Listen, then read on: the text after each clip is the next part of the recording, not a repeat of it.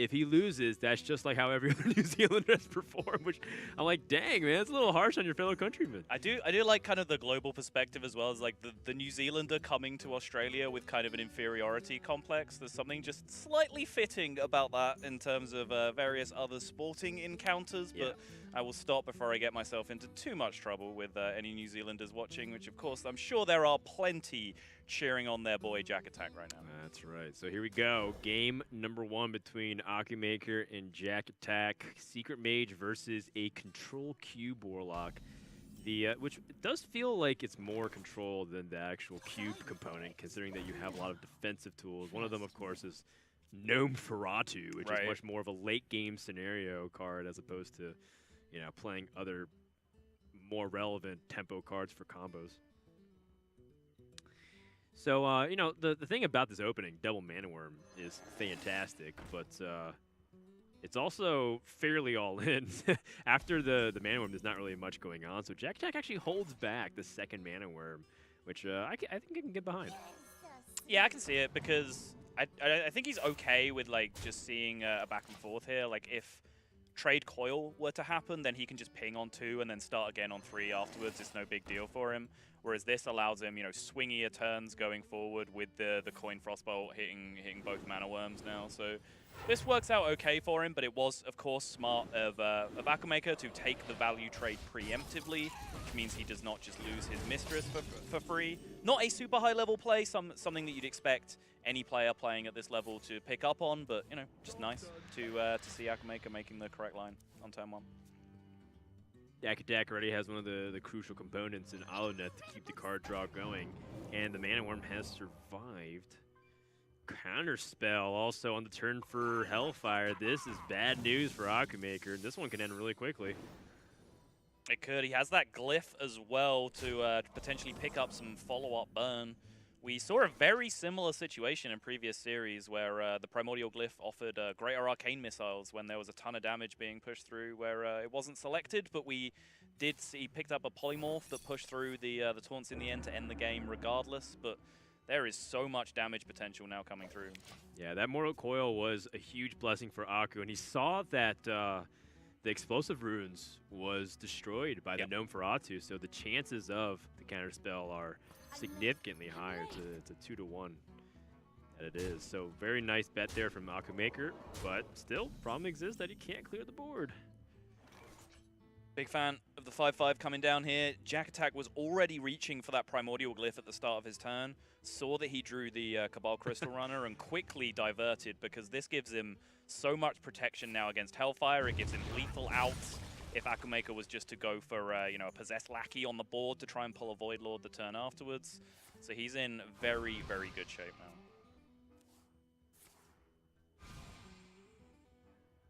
now. Ouch. Yeah, Simulacrum, kind of interesting with the Mediz Valet, so you can like push out a ton of damage, but seems like he's pretty much stops momentum for this turn. And Aku picks up the Spellstone, so he can clear off this Cabal Crystal Runner and hope that his opponent has a really slow turn 6. Take his time and get set, because he does have the Blood Reaver Gul'dan, which is often the green light to survive the game. Once you get Blood Reaver Gul'dan down, you don't even necessarily need the biggest demon board whatsoever. Right. It usually lights out from there. No tap.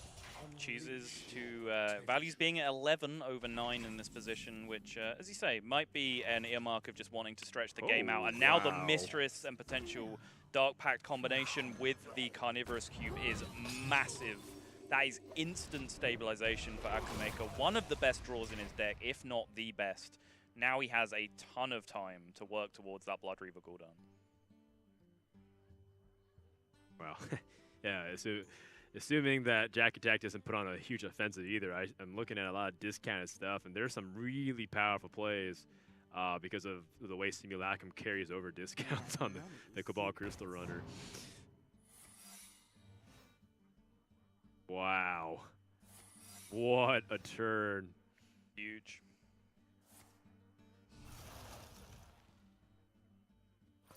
Yeah, it's a pretty good turn 7, I'd say. It's above average. I thought Quarter Keeper was nerfed.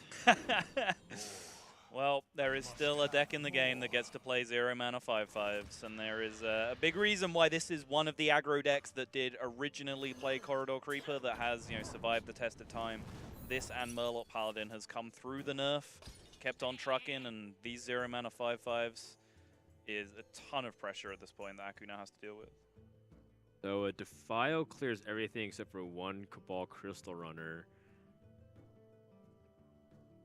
And the Potion of Polymorph is out of the way, so the Possessed Lackey has the ability to pull something with Defile the following turn. So are you willing to accept all of this damage in order to guarantee demons? Looks like he is. I mean, he is up to 27.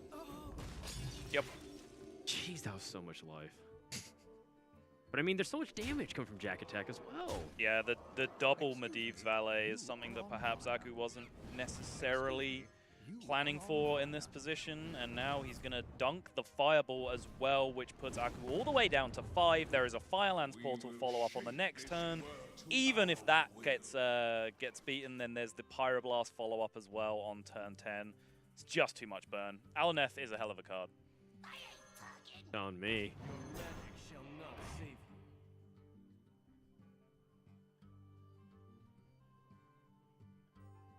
I'm trying to think if there's a tap here for now for Aku, and I think that the tap is almost necessary, just given that, you know, the 5 health is not very consequential when your opponent's drawn that many cards. But he's going to tap after. Oh, okay. Well, that's just going to be it. Yep. Very, very high chance for lethal, given that Jakattack's drawn pretty much his entire deck by this point. And that's going to be game 1. Secret Mage definitely working out in against the Warlocks, but that's pretty much the only matchup that's been able to win outside the mirror. Secret Mage has been falling a lot to almost every other deck, so that's a really nice lineup there for Jakattack in game 1. It's true. It's slightly strange because we've seen Secret Mage being included in some people's lineups that are obviously at least nodding towards control. They're bringing Secret Mage because it's one of those decks that can deal with some of the late game tools that the control decks have, because it can just burn over the top. As you see, yeah, Jakattack just resuming his one and only stance, it seems, while playing Hearthstone. Well, He's just slowly rocking back and forth in that chair. He has 2 states. He has, you know, the happy state that he just saw, and then he has like the furrow the brow and think for like 5 seconds, and then immediately resume smiling. So it's like very extreme. There's almost no in between here. While Aku is not obviously going to be pretty intense here, considering that that first game did not go his way, even though he got bailed out by huge initiatives and mixtures. Yeah, it looked like that might just be enough to get there, but in response to his huge turn, an even bigger turn came out on the other side. That Simulacrum looked like a mediocre pick when he took it. It's like, okay, maybe he can get another Medivh's Valet for another 3 damage or whatever it is. But then when the Aluneth cards came in after that, suddenly like absolute insanity came out with that Cabal Crystal Runner turn. That was way too much pressure. Oh, Corridor Creeper PTSD, if you will. Going to game number 2 here in just a second. Akumaker looking to see if he can capitalize on the fact that Warlock's been left open. Jakattack leaving that Warlock, given that he has things like the Control OTK Paladin. And it is really interesting to see how some players just differ in their opinions on whether or not Warlock warrants a ban. And a lot of people are talking about Paladin bans, and then people banning Hunter and other crazy stuff too this tournament. Yeah, I know people, a lot of the people who are being successful in the current Copa Global Qualifier that's going on right now are working on a ban Paladin strategy and leaving Warlock up. So it is starting to become successful for more and more players. Paladin is the highest win rate deck in the game right now if you just look at the ladder stats. So there is something to be said for that it has, you know, the best matchups across the board. But there are a few different Paladin decks in this tournament. Maybe if everyone was running Murloc Paladin and we weren't seeing this wave of control Paladins coming in, we'd be seeing 1 or 2 more Paladin bans in this tournament as well. Yeah, that is also true. Reporting for duty. Hero power go, says Jakattack. That is a control Paladin indeed. Yeah. And this is not the start that Akumaker is looking for the Secret Mage. Definitely want to get out of the gate and force the Paladin to expend their resources inefficiently. What an interesting mix. A 789 legendary pull from Stonehill Defender. A high value rare card. for all those free-to-play budget players. It's true. You're always looking out. I am. Yeah. I can't remember the last time an event passed without me hearing about your free-to-play account at some point. You're in there deep. Well, it's basically saying, why you're playing Hearthstone? I'm like, yeah, because I need to get my gold, my quest for my free-to-play. Yeah, pretty much. That's pretty much what I tell you every event I see you. Or yeah. so you have an Asia account, right? By the way, yes. Can you play me? I have a play against a friend quest. All right, fine. Let me log into my Asia account. The one that you log on once every 6 months. Once every time I see Throwdown. I still have a challenger friend. If you are on the Asia server, message me because I need the. I have the challenger friend quest, and I have nobody to play it with. Everyone's offline all the time because they're in Asia time zone. So they're offline when I'm playing. Brodan, this stream is not your own personal gold farm that you can just call out to viewers. Chances are, I will ask you very often for the 80 gold quest. So that's just, and I get it pretty often, like every 2 weeks. Okay. Meanwhile, in the game of Hearthstone occurring on the board in front of us, there has been such a slow start from Akumaker here. Yeah. He has just not really got any amount of significant pressure. The plated beetles have come down from Jakattack, which buy even more time. And just the Tyrion Uther curve is going to be savage. Yeah, double back-to-back Ashbringer possibilities there. And, and the thing is, Jakattack's also had plays. It's not even that he had, amazing plays. He had Stonehill Defender and plated beetle, but it's the fact that he can fill his curve. Dirty Rat's also kind of interesting. I like it. I don't know how many big punishes there can be, considering a Cabal Crystal Runner has already been played. Exactly. And Aku isn't really running any top-end threat. There's no, Medivh that we very occasionally see in there. Yeah. So it's very little downside and huge upside, because there's so many synergy minions, right? The Cabal Lackey and the Kirin Tor Mage, you actually deny a lot of synergy just by pulling it out onto the board. Yes. Aku's going to need some really big cards coming out here, such as the Alaneth, or, he's something so massive that it won't even matter that Jakattack has Tyrion immediately, that he can leverage the board to get a lot of damage in.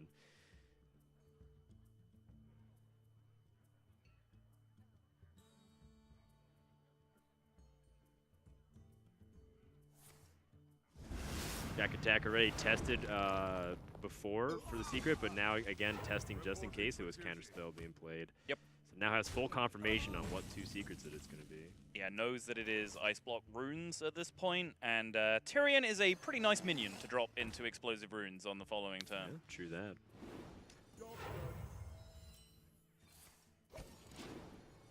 Looking for a big 5-mana minion, gets a very subpar one.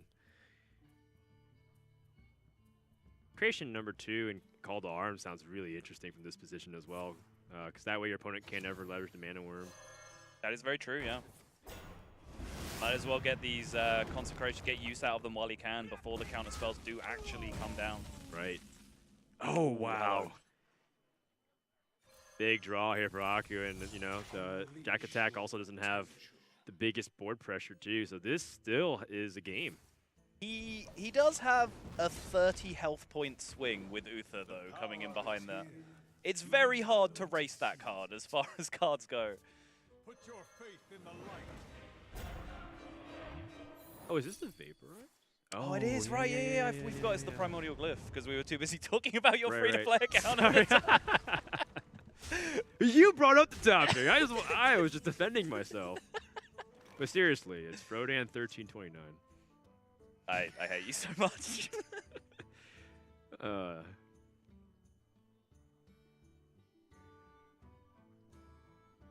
Man, what's the line here for Aku? That Mana Worm is not getting through with damage ever again for this game.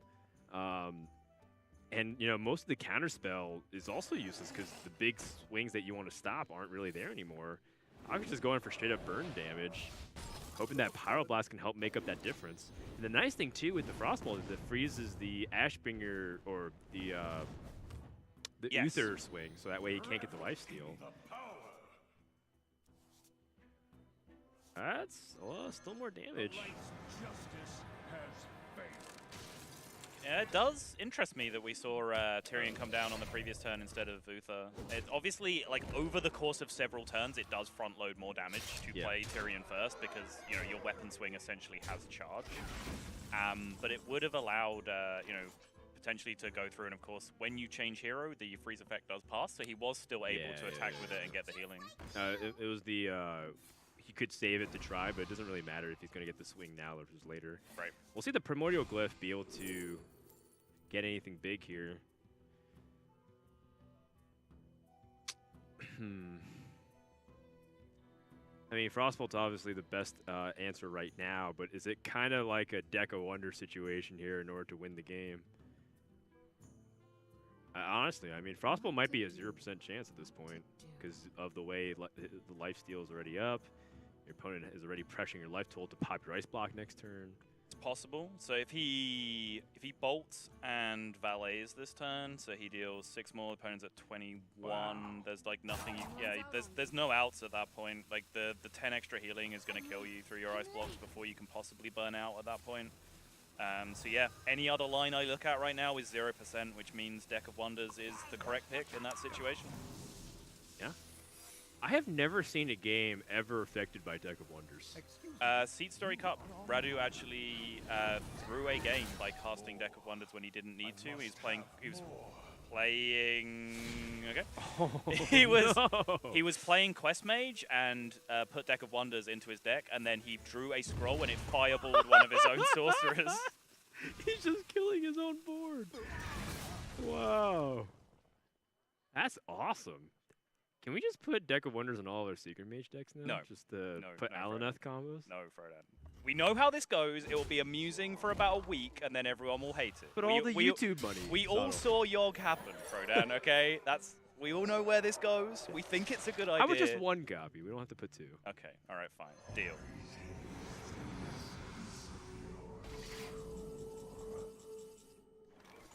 So he still has 2. He has 2 scrolls left, or is it 3? He can Pyroblast face and hope for 2 more Pyroblast in the face. Look, I'm just telling you that there's still a 1 in a million chance right now. You're not wrong. I'll take that over 0. Although, how many cards does he have left? Does the Alaneth Fatigue draw him at this point? Is he that far through? I didn't know. I didn't hear if we heard the almost out of cards at the start of the turn.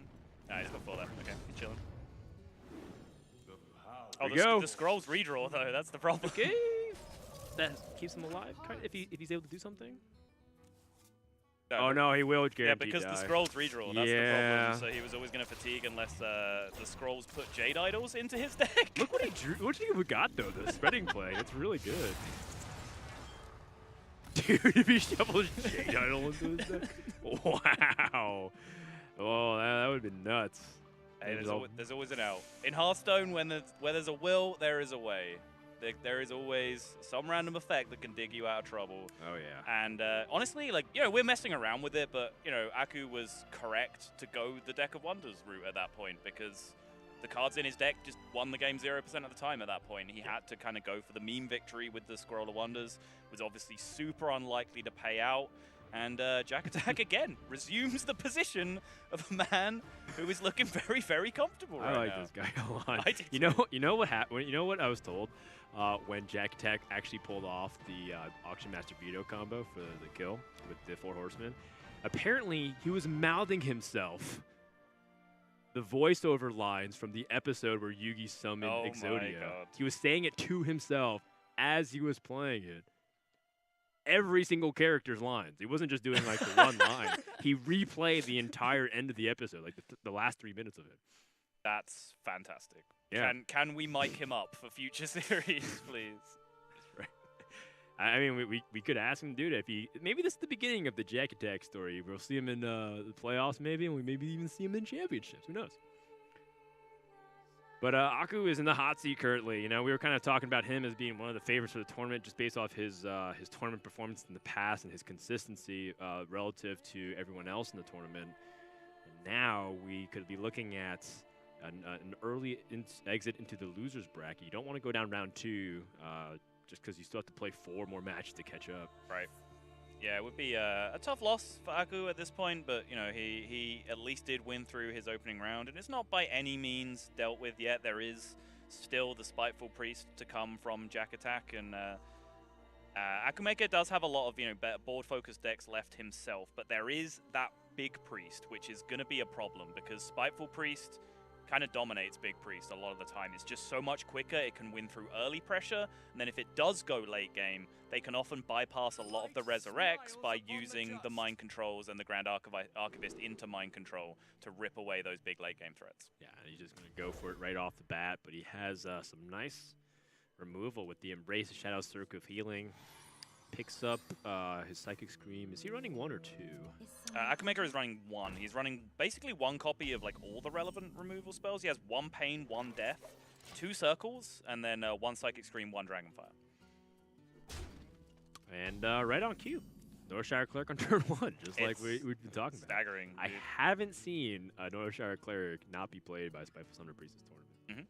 On turn 1, that is. Yeah, I do like, I have brought this up on like several casts, just how consistent it does seem to curve when it is very, very limited on 1 and 2 drops. So we'll look at Jakattack's list in particular. He has 1 Acidic Swamp Ooze in there, 1 Shadow Ascendant, 2 Historians, and 2 Clerics. So from 1 to 2, he has 6 total minions that he can play. But yeah, they seem to just curve out so very consistently, way more consistently than they really have any right to.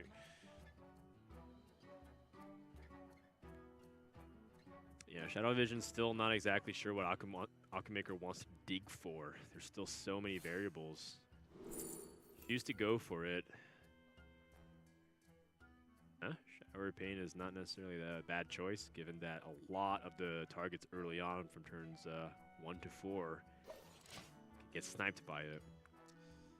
Right, and this is part of the idea, I think, of like this particular build of Big Priest, where you're playing a lot of single copies of removal spells. It's kind of like the Hunter deck that you were talking about the last time we cast together, where you have all the tech cards and you have Stitch Tracker to go fishing for them, right? Yeah. It's a similar thing, if you don't draw your single copy that you need, you always have that Shadow Visions to fall back on to try and pick it up. And by making room with those one-off spot removals, you create the ability to pack in a few more threats with like the spell stones, and also give yourself access to the Circle of Healing Clear, which has been Priest's best removal tool since the beginning of Hearthstone, essentially. Yes. Very slow start here for Jack, not able to really put on the pressure. And he's not even going to play his Dragon Operative because he doesn't want the tempo. He wants to get the value off of it, so he's turning this into a value matchup. I dream the world trends. Well, how does your value do against a turn 5 Ysera? Not that great, unfortunately, but maybe Jakattack can make something of this swap. You can draw cards, and then if the opponent still has that Ysera around, you can even Cabal Shadow Priest. Yeah, the funny thing here is that Aku kind of has to suicide his own Ysera.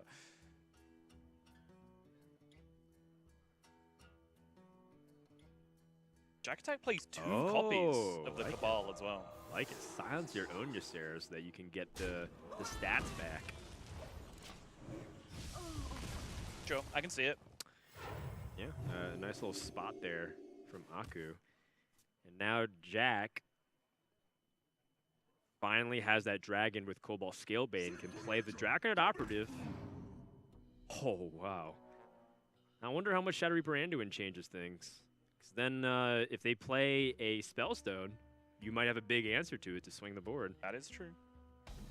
Yeah, Yashiraj and Lich King at least can be dealt with. Ysera and the statues, of course, won't be affected by Anduin. And he did have Servitude in there as well, which is interesting because you drop some pretty big minions into your revive pool yourself playing the Spiteful Priest. True, but then there's also like the the really bad minions, and also like the Twilight Acolytes, and then Tar Creeper, which is nothing impressive. I also wondered like whether he'd potentially go back to the well on the Twilight Acolyte again here on the Ysera, because sure, stealing an Ysera that has been silenced is not as high value at this point, but crucially, it keeps it out of the revive pool, right? And if Big Priest can't start going off with like an individually revived minion, it starts to become very difficult for their deck to really do anything. It's why I kind of like lent towards Akumaker just sacrificing his Ysera on the previous turn, because you know, then it's dead at least. It's there. Your cards like at least start working at that position. Whereas at this point, you really can't go off with any Eternal Servitudes that you draw. This Ysera isn't guaranteed into your Spellstone for later on in the game. So it's definitely worth thinking about, I think. Well, he could save it for the combo. He could save it for the Twilight Acolyte into the Cabal Shadow Priest, instead of setting it up. Or is that what you were suggesting, doing it on turn 9? Well, either way. I mean, he's generating a lot of power on the board here, which could have potentially led to the Ysera being killable in the course of 2 turns. But yeah, I can totally see like holding out and just using it as a combination, especially since it's the second Twilight Acolyte. Yeah. And that's often the way if you're not doing making the like Archivist into mind control play. That's often the play that like allows you to push through for lethal a lot of the time. Just like, you know, essentially 9 mana mind controlling the minion out of the way. And that's exactly what we are going to see here. Yeah, and Akumaker is really upset by this combo, but I mean, Jakattack pretty much passed like turns 4 to 6, you know? So you kind of anticipate him having a lot of combo cards, given that he's already played 1 Twilight Acolyte, so it is unlikely. But this is a bad situation for Aku, and you know, he kind of talked about Spiteful Priest being able to crush through the defenses of Big Priest, but they also have now the opportunity to play a slow value fatigue style. Because Big Priest does eventually run out of threats, especially if they're not playing minions that are into the revive pool. Actually kind of funny, stealing the Spiteful Summoner. Double circle. Yeah, should clear both of these things. And also just hero power, just leave up the... Oh, okay, interesting. Yeah, trading it first so he didn't have to hero power to kill it. That way he could that. immediately revive it again this turn. But hey, guess what? Nice Ysera. I think I shall have it. Yes. Does he still have an Amber left in his deck? I think he still has one, Yes, right? he could have an Amber. All right, gets it anyway. He still has. if he still had a potential free from Amber remaining, I think I personally would have just hard cast the Mind Control that turn, honestly.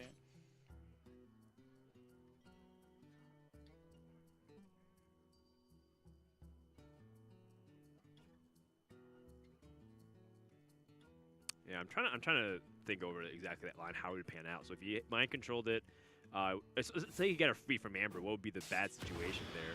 And it would be that his opponent stuck in Ysera and able to catch up in the values. So there was actually a pretty significant 50-50 there for Jack, assuming that we are correct that he has the 2 free from Ambers.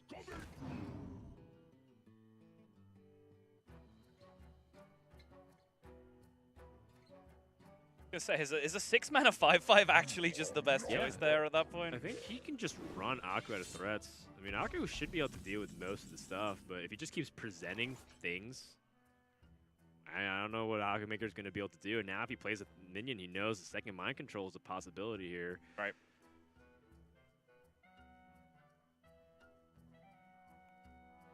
That Twilight Acolyte Cabal Shadow Priest turn on the Lich King.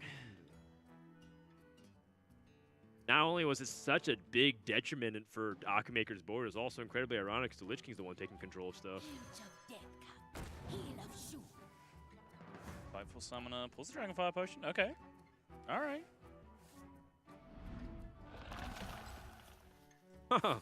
That's a pretty big boy.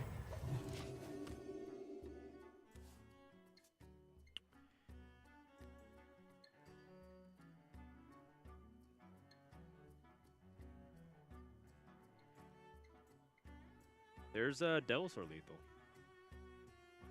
There is. You are not wrong. Amber. So let's see if Jakattack spots it. He does. Oh. Oh, come on. I bet you that's what he was going through his mind, too. It just seems like he's the kind of guy that would spot it. Look at his face. There's Neiman over here. This guy's having the time of his life, and Akumaker's like really seriously trying to figure out every single possible out. Meanwhile, Jakattack's just like, ooh, Devil Sword lethal. Yeah. Let's go.